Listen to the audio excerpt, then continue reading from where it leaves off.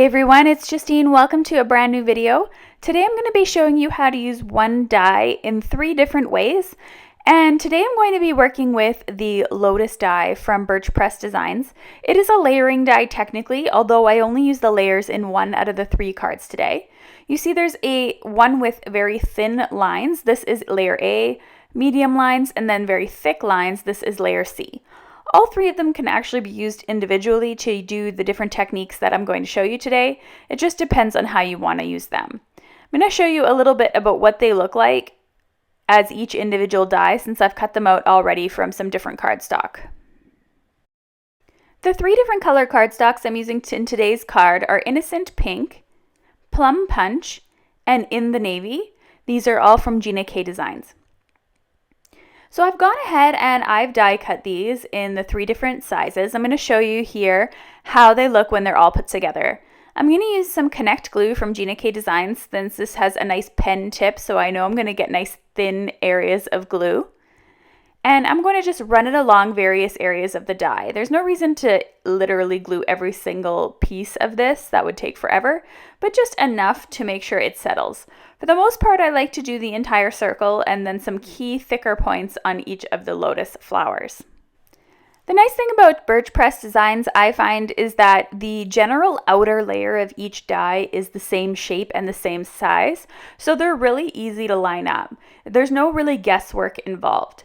This one here is a little bit on the thinner side than what the dies usually are, so it did take a little bit of time.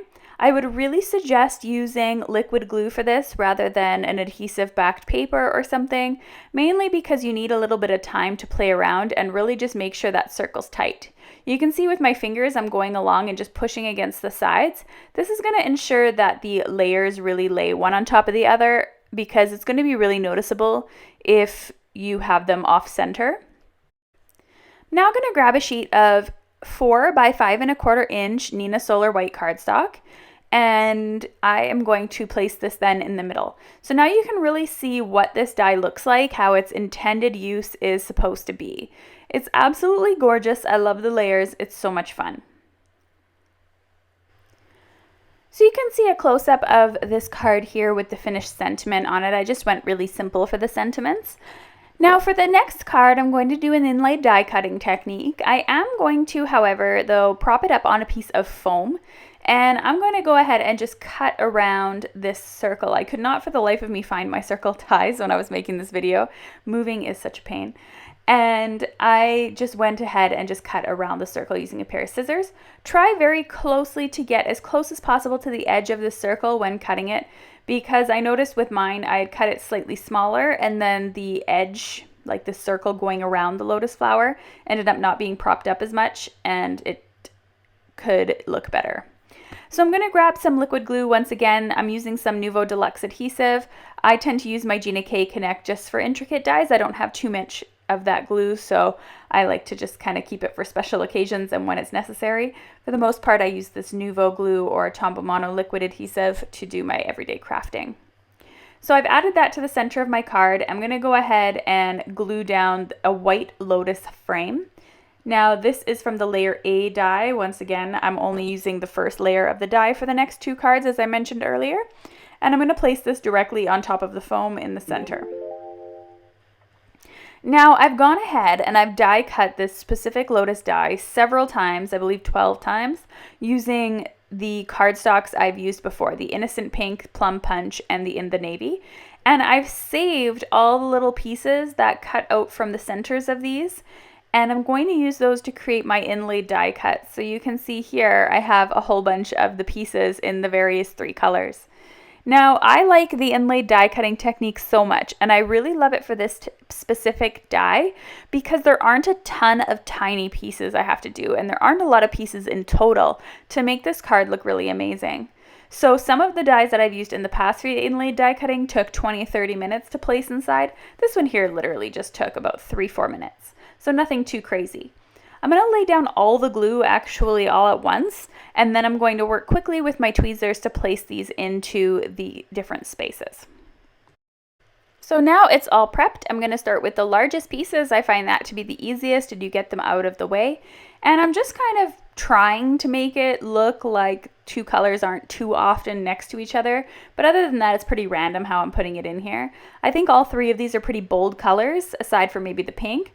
But I love this color combination. I never really thought of using it before, and I think it looks really great together. So again, putting in those big pieces first, trying to create some contrast between the colors, and we're all good to go. In the meantime, I just wanted to mention that in all my videos, for those that might be new to my channel, if you're curious about any of the supplies that I'm using, they're always listed in the video description below.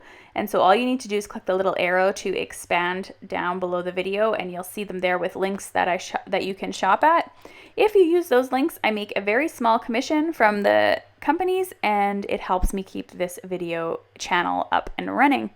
So I appreciate anyone that shops through those links. All right, just putting in the final pieces here, in the navy, and then those last two pieces, and then I'm all done.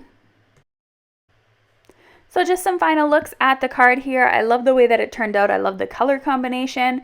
I think it looks really, really pretty. The next technique has never been shown on my channel before. Last month, I kind of got inspired to do this technique, and because I had created using this type of layering die where I only used one of the layers, I had created them off center to create sort of a faux layered look. So you never have to really buy the full set of layering dies if you can't justify the cost of them, for example. And for this one here, I decided to die cut this a bunch of times and kind of off center them and create sort of a spirograph of this die. Now, I started off doing it this way, and then I realized that was not going to look all that great in the end. So I decided to do quarter turns of the dies. Actually, it was eighths. So I kind of thought of the clock when I was doing this. I knew I wanted the top of the Lotus to point at 12, 3, 6, and 9. And then I filled in 4 additional ones halfway in between the 1 o'clock and the 12 o'clock and the 3 o'clock, the 3 o'clock and the 6 o'clock, the 6 o'clock and the 9 o'clock, the 9 o'clock and the 12 o'clock, if that makes sense. So it enabled me to be able to space these out evenly without making it overly complex. So I always took a look at the same area of the die, so the very top of the Lotus, the largest part with the biggest point, and that's the area that I lined up. So you can choose actually any area on this die as your focal point, and then place it at, as I said, at the 12 o'clock, kind of 1.5, 3, 4.5, 6, etc. Okay, so I just layered all of these down, and then this is what it ended up looking like in the end. And it looks a little bit like a hot mess, but I kind of like it. It looks like one of those spirographs I used to do as a kid. And I think if the pink were slightly darker, it wouldn't fade so much into the background and it would look even better. But overall, I quite like this look. Next up, I'm just going in with some of the sentiments here. I just grabbed them from a random Birch Press Designs stamp set.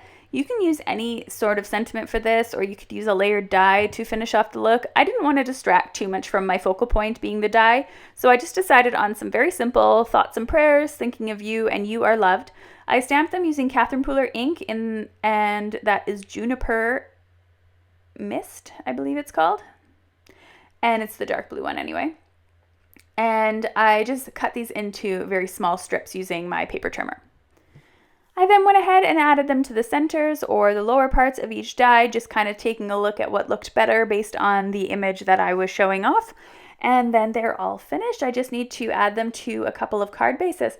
So my card bases measure 1/4 inch bigger, so 4 1/4 by 5 1/2, versus the card panels that are 4 by 5 1/4. This gives me a nice white frame around them. I always like to frame my work. It's generally what I do every single card.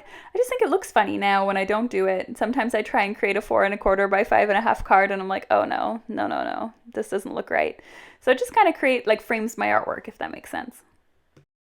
Just a really quick recap of the cards that we created today and the techniques that we did. So we did the inlaid die cutting technique. We did the spirograph, so different layers of the die, and lastly, how the die is intended to be used. Thanks so much for watching today's video. If you're interested in checking out another one, I have a suggestion below, or you can click and subscribe to my channel. Thanks for watching. Bye!